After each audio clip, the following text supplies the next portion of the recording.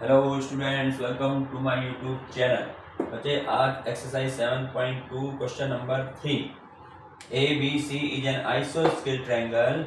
एक फिगर दे रखी है इन विच एल्टीट्यूड BE, ये एल्टीट्यूड खींचा गया BE 90 degree, BE and CF एक एल्टीट्यूड ये है, are drawn to equal sides AB and AC। Equal sides AB and AC, ये इक्वल साइड देखें।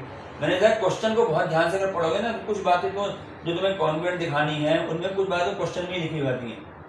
तो AB यानी हमें दे रखा है कि AB और AC इक्वल है, ठीक है। Show that these altitudes are equal, हमें क्या शो करना है कि जो एल्टीट्यूड है BE और CF जो है ये हमारे क्या है, इक्वल है, ये हमें शो करना है। तो देखें इसका सॉल्यूशन हम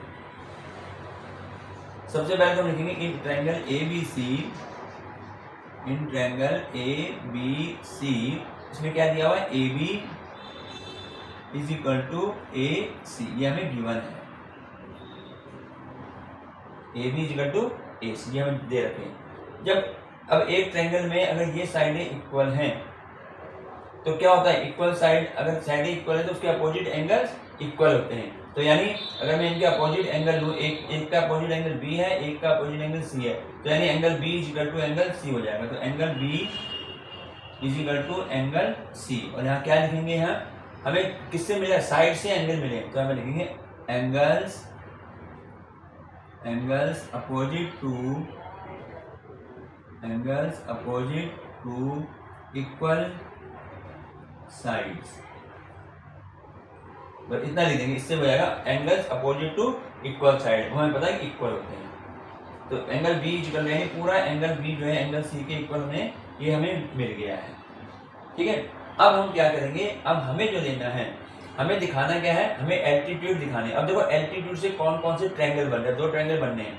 तो मैं पहले लेता हूँ ट्रायंगल BEC, ऐसे ट्रायंगल BEC, तो हम लिखेंगे इन ट्रायंगल BEC एंड, अब दूसरा कौन सा लूँ, मैंने यहाँ से शुरू किया BEC ये वाला, ठीक है। तो दूसरे वाले को हम लिख सकते हैं ट्रायंगल BFC, या लिखूँ CFB, ऐसे कोई भी लिख सकते हैं इसको, ठीक है। ट्रायंगल BEC एंड ट्रायंगल, ऐसे लिख लो CFB, ऐसे लिख लो दूसरा ट्रायंगल ये वाला CFB, एक ये ले लिया, एक BEC ले लिया, एक CFB ले लिया, ठीक है। दो ट्रायंगल, अब इनको हमें कॉन्ग्रुएंट दिखाने हैं। अब कॉन्ग्रुएंट देखो, ये तो हमें इक्वल दिखाना है, इसलिए ये तो हम प्रूफ, इसको तो हम ले ही नहीं सकते। सबसे पहले क्या आएगा इसमें, सबसे पहली बात इसमें ये आएगी कि हमारे पास ये जो एंगल है ये,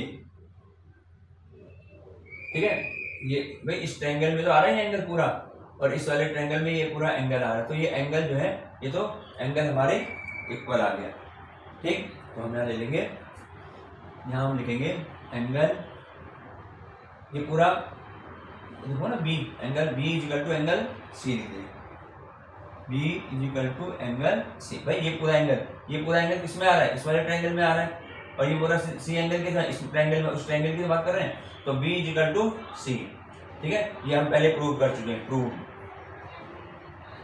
लिख सकते हैं यहाँ पर, ये ऊपर हमने मालूम कर लिया था। तो B is equal to C आ गया एक। तो अब एक ये एल्टीट्यूड है, ये कितने डिग्री होते हैं, 90 डिग्री। तो मैं कैसे लिखूंगा, पहले मैं BEC में लिखूंगा, BEC में, तो इसको लिखूंगा एंगल BEC, एंगल BEC, और दूसरा एंगल कौन सा 90 है, ये वाला एंगल है, एंगल CFB, एंगल CFB। यहाँ पे क्या लिखेंगे, ईच ऑफ 90 डिग्री, ठीक है। 90 डिग्री हो गए, दोनों एंगल हमारे 90 डिग्री। अब एक दो एंगल हो गए, अब एक साइड लेंगे, साइड BC दोनों में कॉमन आ रही, देख लो BEC में भी और BCF में भी, तो यहाँ लिखेंगे BC is equal to BC, तो यहाँ लिखेंगे कॉमन, ठीक है। तो दो एंगल आ गए, एक साइड आ गई, ठीक है। साइड ये रही, एंगल ये रहे, इधर भी है इधर भी है, तो इंक्लूड तो होने रहा है इस एंगल के साथ ही। तो यानी हमारे पास ये बन गया, यहाँ लिख देते हैं कि ट्रायंगल BEC इक्वल टू, तो सॉरी कॉन्ग्रुएंट, हाँ कॉन्ग्रुएंट, इसको सीधे लिख दिया हमें, BEC कॉन्ग्रुएंट ट्रायंगल इसके CFB के, और किससे हुआ ये, अब हमें क्या मिले, दो एंगल और एक साइड AAS, AAS कॉन्ग्रुएंट ऐसे, ठीक है, AAS। यहाँ पर ASA नहीं लगेगा क्योंकि साइड इंक्लूड नहीं हो रही इसमें जो है, क्योंकि इस एंगल में नहीं हो रही, तो ये हमारे पास AAS आ गया। अब बच्चे ये हमारे कॉन्ग्रुएंट हो गया, तो कॉन्ग्रुएंट में अब जब ट्रायंगल कॉन्ग्रुएंट हो गए, इसका मतलब उसके कोई भी पार्ट आपस में इक्वल होंगे। तो जो हमें पार्ट दिखाना है हम उसको ले लें, हमें एल्टीट्यूड दिखाने थे BE और CF, ये इसी दोनों ट्रायंगलों में आ रहे हैं ना, तो हम लिख देंगे BE = CF। तो एल्टीट्यूड्स आर इक्वल, तो ये हमारे एल्टीट्यूड्स हैं, तो हम लिख देंगे therefore altitudes आर इक्वल।